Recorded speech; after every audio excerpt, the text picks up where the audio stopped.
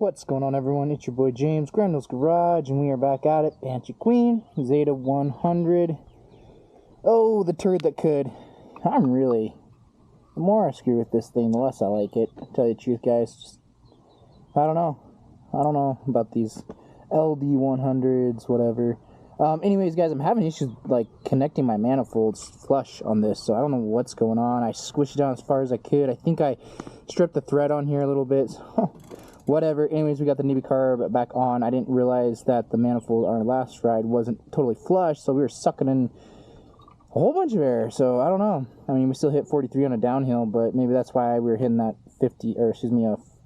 37 and kind of having a hard time humping over it. I still think it's gonna leak. There's something going on in there, dudes. So I got to tap that or something.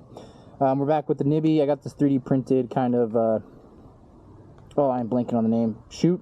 We'll call it a poop chute for today. Helps the air get sucked into it. Never ran it before. In the past, the way my motor's been mounted, I've been more back, unable to fit this. I bought this years ago, so we'll just see how it goes, guys. Sorry for the lack of enthusiasm. Work's been rough, and it's been carrying on to my home life, and I know I need to do better about separating the two, but it's been tough, man. It's tough when you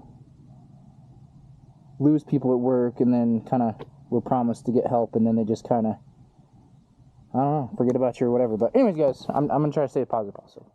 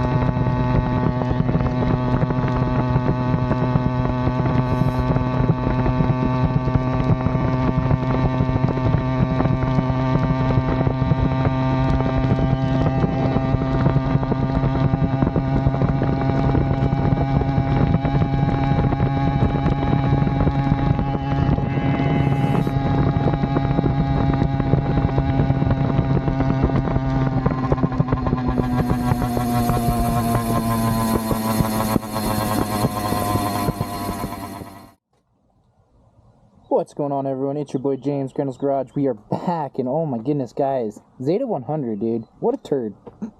Half joking, half not. So the latest craziness that I come to discover is I've always wondered why this engine was running. It always seemed lean, guys, super lean. You know, too much compression definitely will play a factor into that. As you know, that's been my Achilles tendon lately. But crazy enough, guys, I don't know if you remember, but when we ran the nibby the first time, I had like a huge space right there, and I was like, what the heck, that's so weird, blah, blah, blah, blah. Put a different thing on there, different manifold on there, and I thought it was sealed, but it wasn't. If you looked in that last little ride we went on when we went home, you could just hear it wouldn't drop back down to idle. That means that we had an air leak because it was sucking in air. So I started really looking into it. And what I found, guys, is these bolts to the intake, when they drilled them, dude, they drilled them too too close. So what's happening is when you take a manifold that is the correct size of spacing, whatever that is, I think it's 40 millimeters or whatever, but you put a manifold that's too big in there, and then it's cockeying my screws. So what I did is I went ahead, took a drill, drilled out bigger holes into the actual manifold, and then I was able to go ahead and kind of move it. Now I also did have to put a new gasket on because, again, the holes aren't lined up. So I took a X-Acto knife and just cut my holes so that way they were a little bit bigger. Bada bing, bada boom, this thing slapped together. So I think ever since I've owned this engine, guys, it's been running lean because we've been sucking in air from the intake since day freaking one, and I had no idea. So how embarrassing, guys. I actually am kind of embarrassed about it. I know a lot of you guys come to me for help and advice or just a good cruise, but I kind of feel like I let you guys down on that one. Geez, that should have been day one. So technically, the Zeta 100 Max, guys, I can't recommend this motor.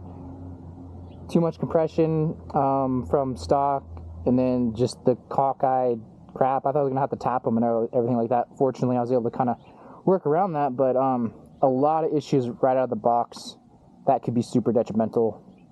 I think that's why this looked so worn. This cylinder looks so much more worn than I suspected because I just haven't put a crazy amount of miles on it. But it makes sense when you're running super lean, man. You're not, yeah, it's not good, guys. So, cool. Check everything, guys. That's it. All right, let's go ahead and rip it up. We are rocking a 75 jet in this bad boy, so that's all I know. That's all I know. Okay.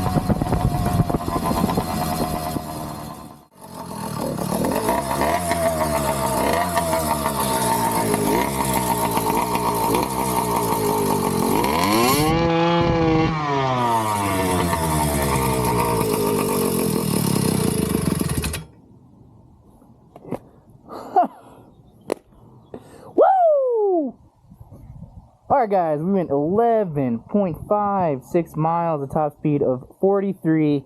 I believe we were downhill on the 43, but guys, we were cooking on one of those uphills. We were like 42 all day, and I think on one of those flat stretches we might have hit 43. So whoo-hoo-hoo. All right guys, wow, I have put so much time and energy into this, guys. It is absolutely unreal and unfair, but I am so pumped. Wow. All right guys, what did we learn? I don't know what we learned.